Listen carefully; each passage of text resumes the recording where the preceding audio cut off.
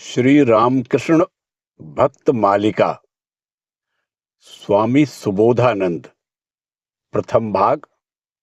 जय ठाकुर जय मां। 150 से भी अधिक वर्ष पूर्व उस समय के कलकत्ते के हरे भरे वृक्षों और बेलों से घिरे एक निर्जन स्थान में एक ब्रह्मचारी सिद्धेश्वरी काली माता की मूर्ति स्थापित करके साधना में तल्लीन रहते थे। महानगरी के विस्तार के साथ उस अंचल में भी भीड़ भाड़ बढ़ने लगी।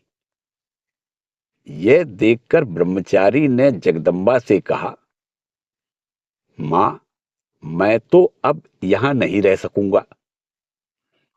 और ठीक उसी समय जगदम्बा का आदेश पाकर श्रीयुत शंकर घोष ने मां काली की पूजा का भार ग्रहण करते हुए ब्रह्मचारी को स्वाधीन कर दिया।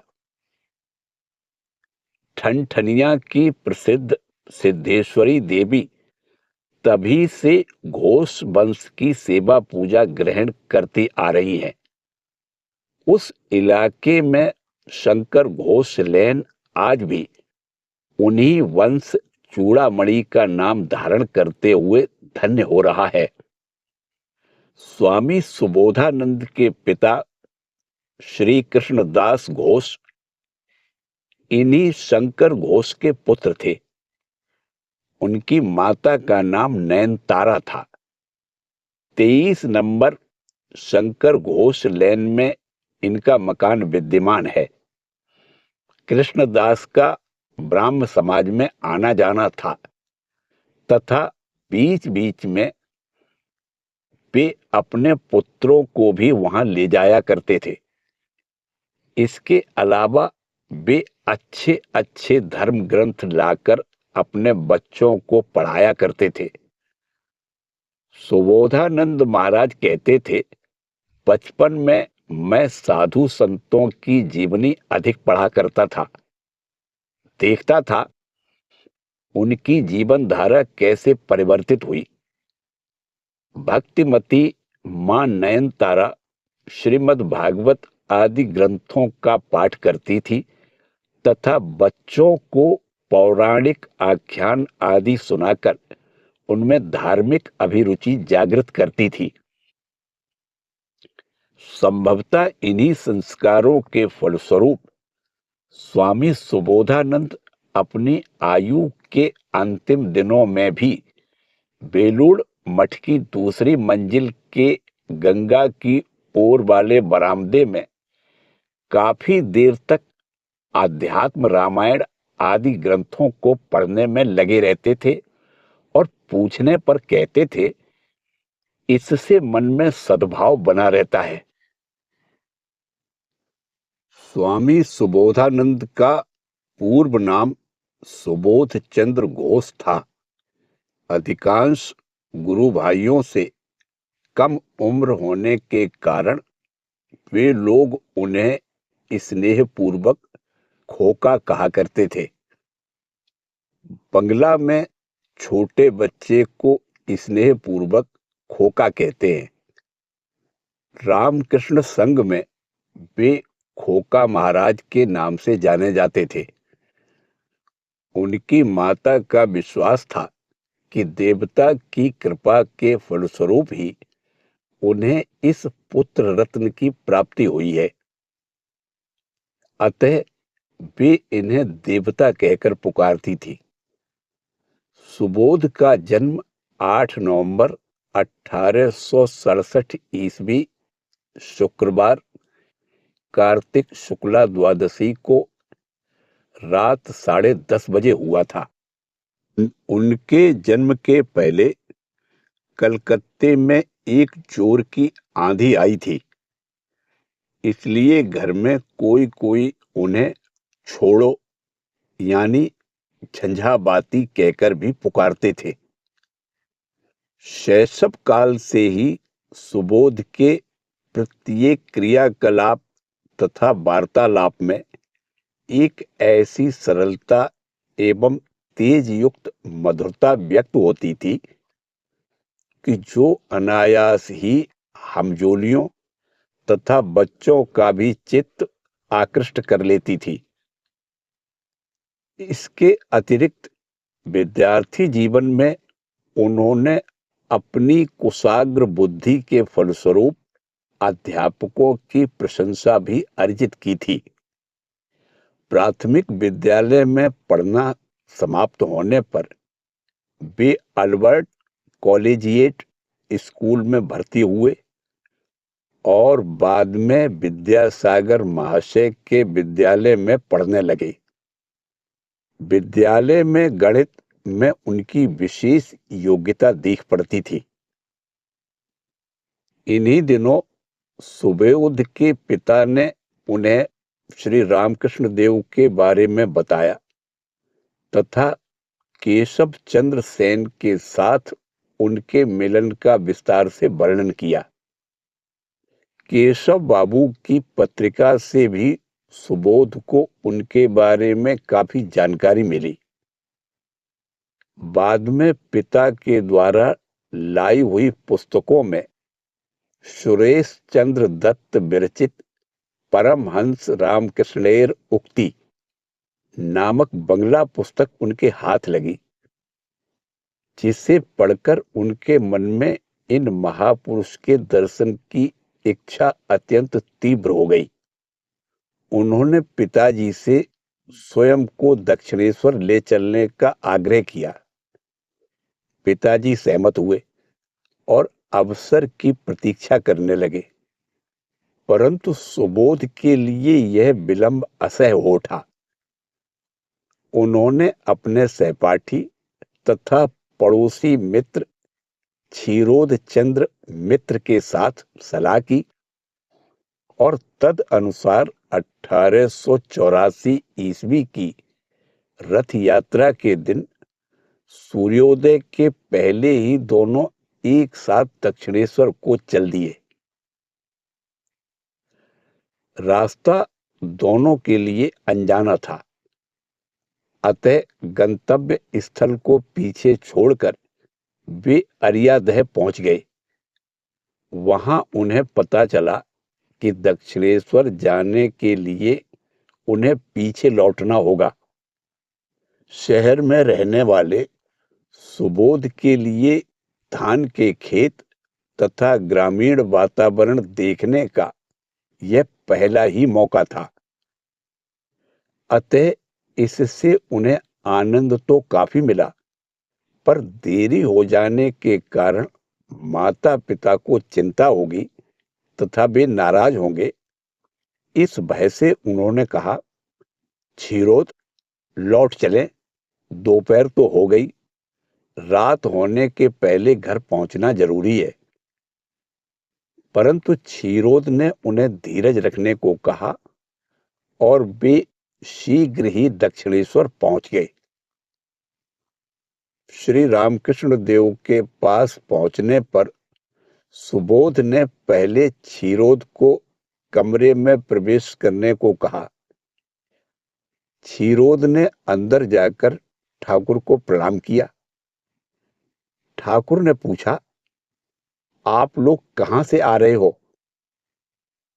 क्षीरोद ने कहा, कलकत्ते से। श्री रामकृष्ण देव ने फिर पूछा, वह बाबू इतनी दूर क्यों खड़े हैं? ओ बाबू, आगे बढ़ाओ ना। सुबोध ने निकट आकर चरणों में प्रणाम किया। इसके बाद का वर्णन स्वामी सुबोधानंद के दिनांक 23 जून 1925 ईस्वी के पत्र में लिपिबद्ध है। ठाकुर ने मेरा हाथ पकड़कर अपने बिस्तर पर बैठाया। मैंने कहा, रास्ते में कितने लोगों का स्पर्श हुआ है, इन कपड़ों में आपके बिस्तर पर नहीं बैठूंगा। पर ठाकुर एक हाथ से मुझे लपेटी रहे। कहा, तू यहां का है, कपड़े से क्या होता जाता है? तदुपरांत ठाकुर भाव में बाह्य ज्ञान खो बैठे और अपने आप में डूबे हंसने लगे। और भी कितनी ही बातें हुई। ठाकुर ने जो कहा था, तू यहां का है, उसका अर्थ है मैं उनका हूं। मैं एक अन्य व्यक्ति के साथ ठाकुर के पास दक्षिणेश्वर गया था, पर अब ठीक समझ चुका हूं कि अन्य व्यक्ति निमित्त मात्र ही था। जिसकी चीज है, जिसका आदमी है, वही खींच लेता है। उस दिन ठाकुर ने सुबोध से कहा था, जब मैं झामापुकुर में था तो तुम लोगों के सिद्धेश्वरी मंदिर में और तुम्हारे घर पर कितनी बार गया था। तब तो तेरा जन्म भी नहीं हुआ था। मैं जानता था कि तू यहां आएगा। जिनका कुछ होने का है, मां उन्हें यहां भेज दिया करती है। सुबोध ने पूछा कि यदि वे वहीं के हैं तो मां उन्हें और भी पहले क्यों नहीं ले आई। ठाकुर बोले, देख, समय आए बिना कुछ नहीं होता।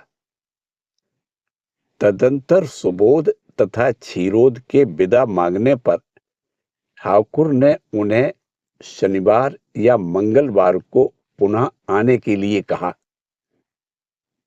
अगले शनिवार को सुबोध और क्षीरोद पैदल ही दक्षिणेश्वर जा पहुंचे। ठाकुर भक्तों के संग अपने कमरे में बैठे थे। उन्हें देखकर उन्होंने संकेत से बाहर ही ठहरने को कहा तथा स्वयं ही बाहर आकर उन्हें शिव मंदिर की सीढ़ी पर ले गए। उनके आदेशानुसार सुबोध और क्षीरोद जब वहां पर आराम से बैठ गए तो ठाकुर ने सुबोध की छाती और मुख पर हाथ फेरा और फिर उनकी जीभ पर एक मंत्र लिखते हुए उनसे ध्यान करने को कहा। ध्यान में बैठने पर सुबोध को ऐसा प्रतीत हुआ मानो कोई वस्तु मेरुदंड के सहारे मस्तक में उठती हुई उनके बाह्य ज्ञान को लुप्त कर दे रही है। यथाक्रम उन्होंने देखा कि ठाकुर अदृश्य हो गए हैं और उनके स्थान पर अनेक देवी देवताओं की मूर्तियां विराजमान हैं। इनके बीच कभी कभी ठाकुर की मूर्ति भी प्रकट हो रही थी। अंत में सब कुछ असीम में विलीन हो गया और वे मानो एक अपूर्व आनंद सागर में निमग्न हो गए। थोड़ी देर बाद सुबोध के सिर और सीने पर हाथ फेरते हुए ठाकुर उन्हें सामान्य भूमि पर ले आए और कहा, क्या बहुत डर लग रहा था। सुबोध ने हां कहा। ठाकुर ने पुनः पूछा, तू घर में ध्यान बयान करता है क्या। सुबोध बोले, घर में देवताओं के बारे में जो कुछ सुना है उसी का थोड़ा बहुत चिंतन करता हूं। ठाकुर बोले, इसीलिए तेरा इतनी जल्दी हो गया। इसके बाद सुबोध अपने आध्यात्मिक जीवन को परिचालित करने का भार श्री रामकृष्ण देव के हाथों में सौंपकर निश्चिंत हुए। वे कभी कभी दोपहर को पसीने से लथपथ हो दक्षिणेश्वर पहुंचकर गुरुदेव को पंखे से हवा करते और अनुभव करते कि उनकी स्वयं की थकान दूर होती जा रही है।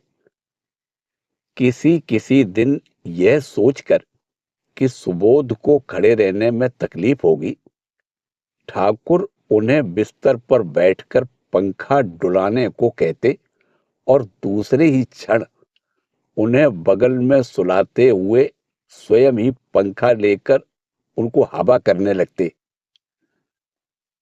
यह एक अद्भुत स्नेहपूर्ण लीला थी। अन्यान्य अवसरों पर ठाकुर उन्हें क्रीड़ा या बातचीत के माध्यम से जप, ध्यान, ब्रह्मचर्य तथा और भी अनेक उच्च धर्म तत्वों के बारे में विविध उपदेश देते थे। साथ ही बीच बीच में परीक्षा करते हुए वे यह भी देखते कि सुबोध के भक्ति विश्वास में कितनी वृद्धि हो रही है। सुबोध ने ठाकुर को पहले से ही अवतार के रूप में स्वीकार नहीं किया था। ठाकुर ने एक दिन जब उनसे पूछा, मेरे बारे में तेरी क्या धारणा है, तो वे बोले, लोग तो कितनी ही बातें कहते हैं, परंतु मेरे मन को अब भी वह सब नहीं जचता। मैं स्वयं समझे बिना उन सब बातों पर विश्वास नहीं करने का। इसकी अपेक्षा उच्चतर धारणा का उनके मन में कब उदय हुआ था, इसका तो पता नहीं। तथापि उसी पूर्व उद्धृत पत्र में लिखा है, वे लोग ठाकुर और माताजी यदि स्वयं ही पकड़ में न आ जाएं, तो भला उन्हें पकड़ने की सामर्थ्य किसमें है, किसमें उन्हें पहचानने की क्षमता है। हमारा भला बुरा सब कुछ तो उन्हीं के हाथों में है। फिर दिनांक 25 फरवरी 1928 को एक पत्र में उन्होंने लिखा है, ठाकुर ही हम सबके इहलोक तथा परलोक हैं। विश्वास के सर्वोच्च शिखर पर वे चाहे जब भी और जैसे भी पहुंचे हों, पर गुरुदेव के ऊपर संपूर्ण निर्भरता उनके धर्म जीवन के प्रारंभ में ही विकसित हो गई थी। इसीलिए श्री रामकृष्ण देव ने एक बार जब उन्हें ध्यान करने का आदेश दिया, तो उनका स्पष्ट उत्तर था, मैं ध्यान व्यान नहीं कर सकूंगा। यही सब यदि करना होता तो आपके पास आने की क्या जरूरत थी। दूसरों के पास जाने से भी तो हो जाता। इस पर ठाकुर ने उसके हृदय के भाव को समझते हुए कहा, अच्छा, जा, तुझे वह सब नहीं करना होगा। तू दोनों समय थोड़ा स्मरण मनन कर लेना। अपनत्व बोध के कारण श्री रामकृष्ण देव के प्रति सुबोध का व्यवहार भी संकोच रहित था। एक दिन ठाकुर ने उनसे कहा, तुम्हारे मोहल्ले में महेंद्र मास्टर रहता है, वह यहां आया करता है, अच्छा आदमी है। इसके पास जाना और बीच बीच में यहां भी आते रहना। इस पर सुबोध ने स्पष्ट कह दिया कि वे उनके पास नहीं जाएंगे, क्योंकि वे भला क्या सिखाएंगे।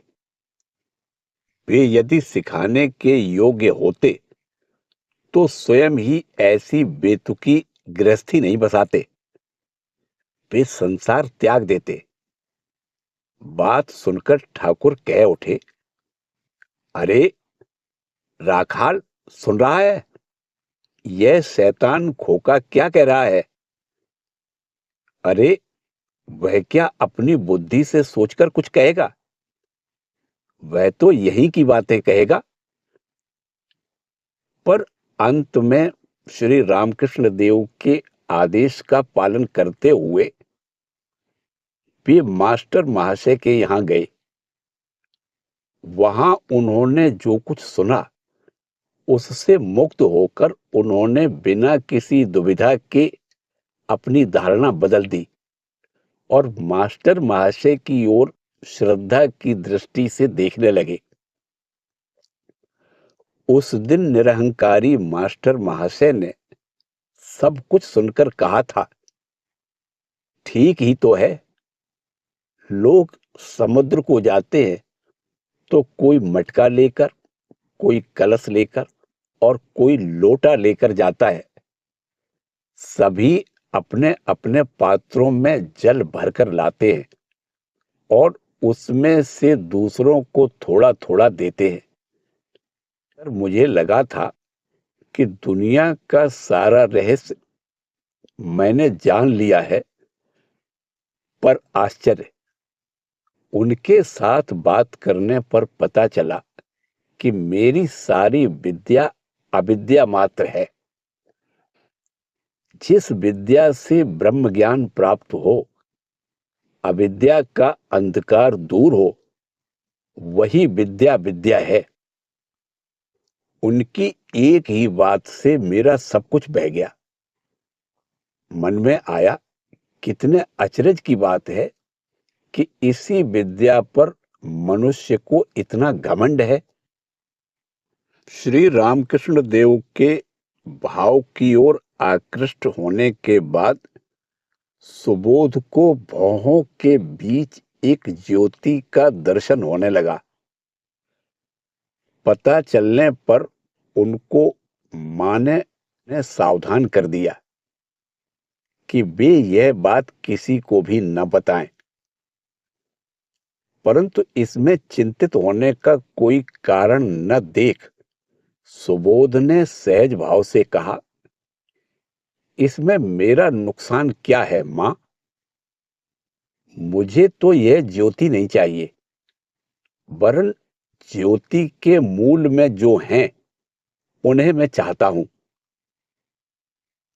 ठाकुर से उन्हें ईश्वर दर्शन तथा प्रार्थना के बारे में जो उपदेश प्राप्त हुए थे, उनका उल्लेख करते हुए बाद में एक भक्तिमती शिष्या को दिनांक 6 दिसंबर 1926 ईस्वी को उन्होंने पत्र में लिखा था, एक बार मैंने ठाकुर से पूछा था, मैं कितनी ही पुस्तकें पढ़ चुका हूं और कितने लोगों से कितनी ही बातें सुन चुका हूं, क्या सचमुच ही देवताओं के दर्शन मिलते हैं? वे बोले, जैसे दो लोग आपस में बातचीत करते हैं, एक साथ घूमते फिरते हैं, ऐसे ही दर्शन होते हैं। पर हां, ठीक ठीक हृदय से पुकारना चाहिए। मनुष्य को रो रो कर पुकारना पड़ता है, उनसे हट करना पड़ता है। जैसे छोटे बच्चे रोते पीटते माँ से किसी चीज के लिए जिद करते हैं, उसी तरह पुकारना होगा। मन से अन्य तरह तरह की वासनाएं दूर कर देनी होगी। केवल मेरी माँ है और मैं हूं, यही भाव रहे। अन्यान्य विषयों पर ठाकुर के उपदेशों के बारे में उन्होंने दिनांक 22 फरवरी 1928 के पत्र में लिखा है, ठाकुर कहा करते थे, जिन्हें धर्म संबंधी कुछ उपलब्धि होने वाली है, उन्हें यहाँ का आचार व्यवहार भाव सब कुछ अच्छा लगेगा। मैंने ठाकुर से यही सब बातें सुनी हैं। ठाकुर यह भी कहा करते थे, जिसका यहां है उसका वहां भी है, जिसका यहां नहीं उसका वहां भी नहीं। सरल हृदय सुबोध के मन में जो भी प्रश्न उठता, उसे वे निसंकोच ठाकुर से पूछ लेते और ठाकुर भी नाराज न होकर उपयुक्त उत्तर देते। एक दिन शाम को ठाकुर के कमरे में कीर्तन जमा हुआ था। अनुपम रस माधुर्य में विभोर भक्तों का आनंद उस दिन अपूर्व हाव भाव से व्यक्त हो रहा था। कोई अनुभूति के आधिक्य से, सुध बुध खोकर उन्मत्त के समान रो रहा था, कोई आनंद में तन्मय हो हंस रहा था, कोई ध्यानमग्न होकर मूर्तिवत स्तब्ध बैठा था, तो कोई अर्धवाय दशा में भक्तों के चरणों में लौटते हुए पद धूलि ले रहा था। इस कीर्तन उत्सव में सुबोध भी उपस्थित थे। ऐसी भाव विह्वलता के बारे में उनके मन में सदा से ही संदेह था। इसीलिए भक्तों के चले जाने के बाद भी वे इस विषय में प्रश्न करने के लिए बैठे ही रहे। ठाकुर ने पूछा, क्यों रे, तू अभी तक बैठा ही है? सुबोध तुरंत ही पूछ बैठे, आज अभी जो कीर्तन हुआ उसमें ठीक ठीक भाव किसको हुआ था? कुछ देर तक मौन रहने के बाद ठाकुर ने उत्तर दिया, आज लाटू का ही ठीक ठीक भाव हुआ, बाकी सबका थोड़ा बहुत ही हुआ था। कंठ रोग की चिकित्सा के लिए श्री रामकृष्ण देव को जब काशीपुर में लाया गया था और उनके आहार आदि के बारे में चिकित्सक, सेवक और भक्तगण विशेष सावधान थे, उन दिनों एक दिन सरल सुबोध ने श्री रामकृष्ण देव से कहा, आप दक्षिणेश्वर में सीलन भरे कमरे में रहा करते थे, इसी से आपके गले में दर्द हुआ है, आप चाय पीजिए। हमारे गले में दर्द होने पर हम लोग चाय पीते हैं, इससे हमारा दर्द दूर हो जाता है। उनसे भी बढ़कर सरल ठाकुर उनसे सहमत होकर बोले, तो फिर चाय ही पी लूं। अरे राखाल, यह कहता है कि चाय पीने से गले का दर्द दूर हो जाएगा। राखाल ने उत्तर दिया, पर आपको वह सहन होगी क्या? वह तो गर्म चीज है। श्री रामकृष्ण देव ने तुरंत कहा, नहीं भाई, तब तो उल्टा ही शरीर गर्म हो जाएगा। फिर सुबोध को समझाने के निमित्त बोले, अरे सहन नहीं होगा। ठाकुर के देह त्याग के पश्चात बालक भक्तों में से कई जन घर बार त्याग कर बराहनगर मठ में एकत्र हुए। वैराग्य ही सुबोध का स्वाभाविक गुण था, अतः उस आकर्षण ने उन्हें भी अवश्य ही व्याकुल किया था।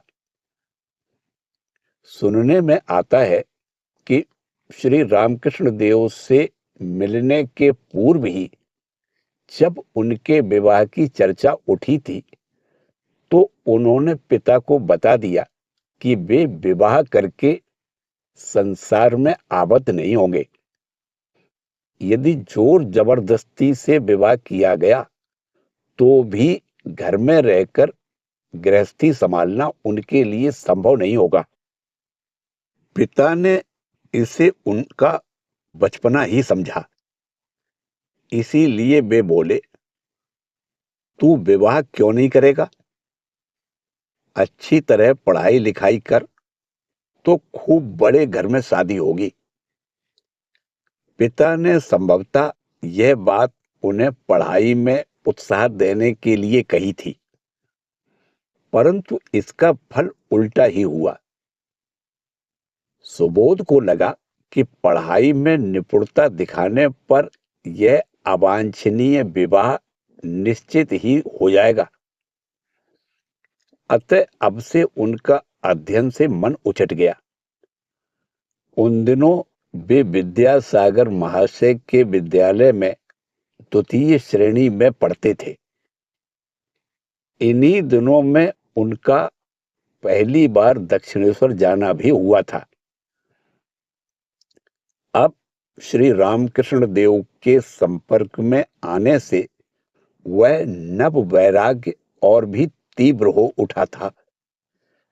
विशेषकर श्री रामकृष्ण देव के शरीर त्यागने के बाद से जगत उन्हें शून्य सा प्रतीत होने लगा। अतः उस मर्मभेदी घटना के बाद शीघ्र ही किसी समय उन्होंने गृह त्याग किया था।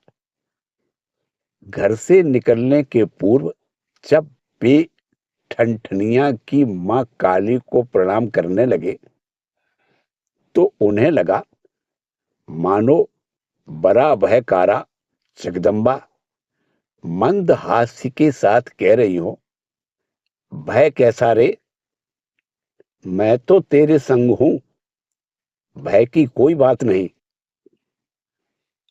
इस परिव्राजक जीवन का विवरण उन्होंने अपने एक पत्र में इस प्रकार से किया है। मैं जब घर द्वार छोड़कर निकल पड़ा उस समय यही चिंता थी कि मन कैसे स्थिर हो। इसीलिए रुपए पैसे न लेकर पैदल ही पश्चिमी प्रदेश को चल पड़ा। रास्ते में या अन्यत्र कहीं भी केवल धर्म के बारे में ही चर्चा हुआ करती थी। अतः मन में कोई बुरा विचार नहीं आ पाता था। कहाँ जाऊंगा, कहाँ रहूंगा, कुछ भी निश्चित नहीं रहता था। कभी वृक्ष के नीचे, कभी नदी के तट पर, तो कभी खुले मैदान में ही रातें बिताता था। दोपहर को जो कुछ भिक्षा में प्राप्त होता वही खा लेता।